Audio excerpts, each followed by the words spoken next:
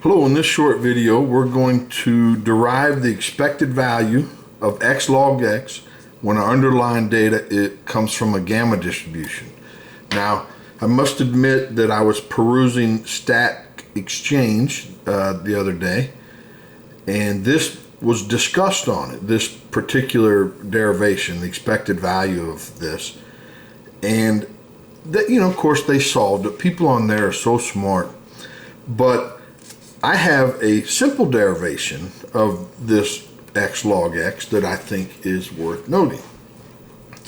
Before I start, this really comes from this background video, exponential family gamma, where this is the density of the gamma. And note the beta's in the denominator, not the numerator. And once you watch this video, then this derivation is quite simple. Okay, and I'll explain. For this distribution, the sufficient statistics are log x and x. Okay, and that's noted in this video. Also noted in this video is deriving the expected values, the variance, the covariances between them in a very easy way. We take what is known as the log partition and take the partial derivatives with respect to certain parameters. And actually it ends up being a very easy derivation. So the expected value of log x, watching this video, is digamma of alpha plus log of beta. Expected value of x is alpha beta, and actually the expected value of a gamma distribution that's widely known, but we derive it in here.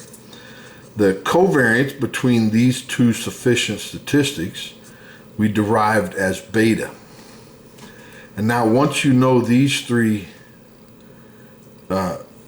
number calculations or derivations, then the expected value of x log x is quite easy.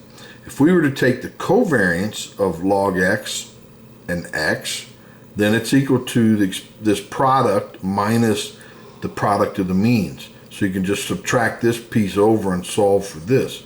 Because we know this is beta, the log of x, expected value of the log of x is this, expected value of x is alpha beta.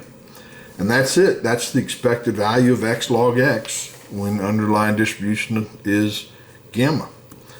And I'm sure you can simplify this a little more if you want, but this is essentially the derivation, the simple derivation. Well, I hope you enjoyed that. I sure did. Please like the video and subscribe so you don't miss the next one. Thanks. Bye.